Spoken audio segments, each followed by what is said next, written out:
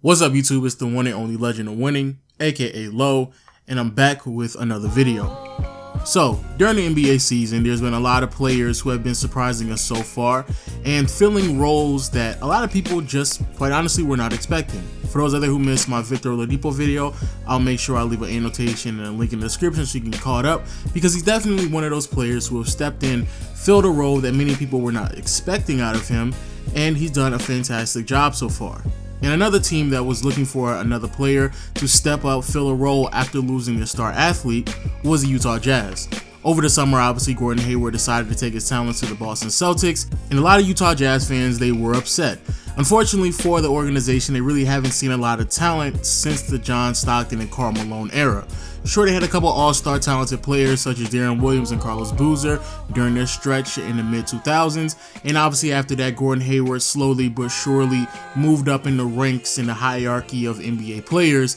But even at their peak, a lot of people didn't really suspect this team to really do much at all. But for a fan of the Utah Jazz, what they got is what they got, and they enjoyed Gordon Hayward for majority of his career, if not all of it.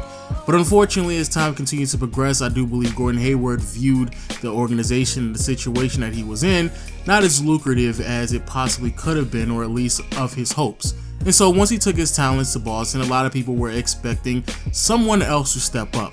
And this is a team that does have a few veterans that had a lot to prove to the rest of the league, such as Derek Favors and Rodney Hood. But ironically enough, it's not a veteran that's stepping up, but it's a rookie.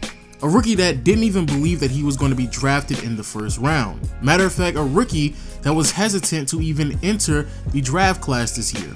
And that rookie now has the opportunity to not only step into the same position Gordon Hayward was in, but possibly supersede him within the next few years. And that rookie that I'm speaking of is Donovan Mitchell. Now, if you've been following my channel over the past couple of months, you already know I kinda sorta predicted this. My three biggest steals: Malik Monk going to the Charlotte Hornets with the 11th pick. Number 2, I have Donovan Mitchell with the 13th pick, who is going to the Utah Jazz. Initially, it was the Denver Nuggets pick, however, a transaction happened. But I'm gonna be completely honest with you all, I honestly did not expect this out of Donovan Mitchell. He has stepped into the league and in a situation where he has been immediately effective, and once he was given the minutes and the starting role, the promise and the potential seemed to be endless.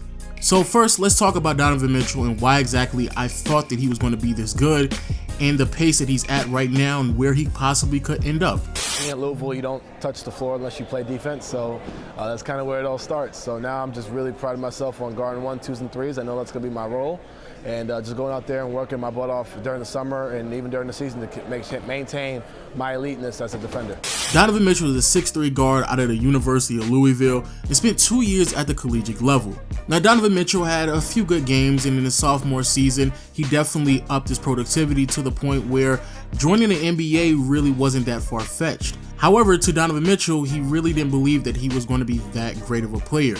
Donovan Mitchell consistently stated that he didn't believe that he was going to be one of the top 10 draft picks or one of the best prospects in the league.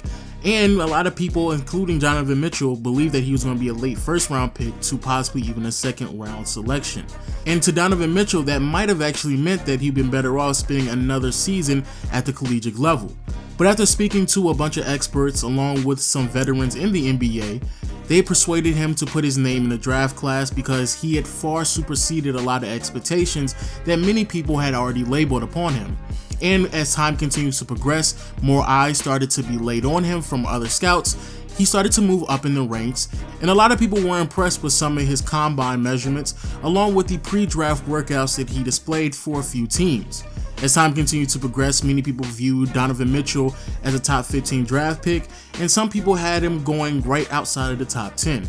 However, many people, like I stated before, including myself, felt as if he possibly could have snuck in the top 10, especially because some of the other guards were vastly underdeveloped. And the reason why I say that is because Donovan Mitchell, when it comes to his sheer size, his stature, even though yes, he's only 6'3" at the guard position, and to some people that may not be as attractive as other positions, especially in today's league when you have forwards who range somewhere between 6'7" to 6'11", but in my opinion, Donovan Mitchell, his height, his wingspan, and his all-around build is what really grew my attention to his game. Donovan Mitchell stands at 6'3", nearly has a 7-foot wingspan, which is amazing to me. And with that wingspan, along with the athleticism that Donovan Mitchell consistently displays, getting into passing lanes are very easy for him, and also exploding at the rim trying to finish against bigger defenders is light work for someone at this stature. Also, even though yes he is 6'3", Donovan Mitchell has already filled out his frame. He was weighed over 210 pounds at the combine, and it seems as if he has put on a little bit more muscle, but he's already on the right track. So looking at his physical traits, Donovan Mitchell is pretty impressive. And when you add on top of the fact that he's already gained a lot of experience from the collegiate level, Donovan Mitchell quite honestly should have been expected to be really good out the gate. The only disadvantage that a lot of people view with Donovan Mitchell is that his all-around offensive abilities seemed incomplete. He wasn't the greatest shooter, nor was he the greatest ball handler, but a lot of those aspects of the game of basketball he has picked up really quickly. Because so far in this NBA season, he's fairly surprising. And if it wasn't for Ben Simmons, I would make an argument that he's probably the best rookie in this draft class so far. As I record this video, Donovan Mitchell is averaging around 18 points, 3 rebounds, 3 assists, with a steal and a half, while only playing 29 minutes. But what's even more impressive is his shooting splits. Like I said before, many people view Donovan Mitchell had a massive disadvantage when it came to his inability to knock down a shot. However, his shooting splits are pretty good for a rookie. 42% from the field, 36 to 37% from behind the arc, and 84% from the free throw line. Now what's even more impressive is all of these numbers are also taking into account his first few games in the NBA where he wasn't a starter. See, in the beginning of the season, the Utah Jazz were trying to figure out what they were going to do with some of their rotations on the perimeter, especially since Gordon Hayward had left the team and they brought in Ricky Rubio. But due to an injury to Rodney Hood, Quinn Snyder was basically forced to give the starting role to Donovan Mitchell over the last few games, and he hasn't disappointed at all. Over the last 17 games, in which Donovan Mitchell started all 17 of them, he's a 21-point scorer, 3 rebounds, 4 assists, nearly 2 steals, shooting 46% from the field and 39% from behind the arc, along with 84% from the free throw line. It has been amazing how good he has been throughout the last 10 to 15 games. Also within this stretch of games, he's had a 41-point performance, a 31-point performance, and just last night he scored 32 points, 6 assists on 57% shooting from the field. Now unfortunately, all of the numbers don't necessarily translate to wins, but again, keep in mind that certain players have already missed games, such as Rodney Hood and Rudy Gobert, and I honestly believe once they get everything together and they gel well with one another, this team could easily make it back into the playoffs, even after losing Gordon Hayward. But this kid tonight, if you watch tonight, he was initiating the offense. He was the one that they was looking for to get a bucket. He was the one finding people and, you know, making everything happen. This kid has an alpha about himself that you gotta give some attention to. And speaking of Gordon Hayward, it actually transitions to where I want to wrap up this video. It is amazing to me how some of these players over the past few years, maybe we've overstated their importance on these teams. I mean, Paul George and the role that he fulfilled with the Indiana Pacers has immediately been fulfilled by a player in Victor Oladipo that many people assumed was a disappointment in the 2013 draft when he was selected second. But now not only is Victor Oladipo fulfilling the Paul George role, but you can make an argument that he's possibly having a better season than Paul George has ever had playing for the Indiana Pacers. And we're seeing a very similar story played in Utah. The fact that Gordon Hayward, and I do believe Gordon Hayward is a fantastic player, and depending on who you talk to, you can even make an argument that he's underrated. But the fact that Gordon Hayward was only able to bring this team to the playoffs just a few times, and for the most part he really wasn't that complete of a player, especially on the defensive side, and sure, he had some great moments here and there, but now we're seeing a player in Donovan Mitchell fulfill the exact same role that Gordon Hayward was playing on his team, but it took Gordon Hayward years to get to this stage of his career where we could label him as a quote-unquote franchise player, or at least view him as the first option on the team that had some type of success. And Donovan Mitchell is doing this in his first year.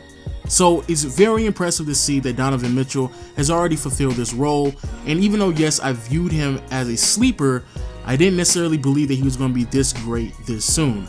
But those are my thoughts on Donovan Mitchell. It's been very impressive and very amazing to see him perform. Not only that, in the fourth quarter, he has been amazing as well. One of the very few players that is extremely clutch so far this season. And again, he is a rookie. He's very explosive, very dynamic, and I honestly believe as time continues to progress, he's going to continue to grow. He can obviously add a little bit more into his game, especially operating out of the pick and roll, but this team has found one of the greatest gems in the NBA draft so far, and I'm happy to see a small market team continue to progress despite the fact that they lost their franchise player just a few months ago. But please let me know what you think about Donovan Mitchell, the Utah Jazz, and any other rookie in the comment section below. And also, if you enjoyed the video, hit the thumbs up, and I'll see you all next time. Peace.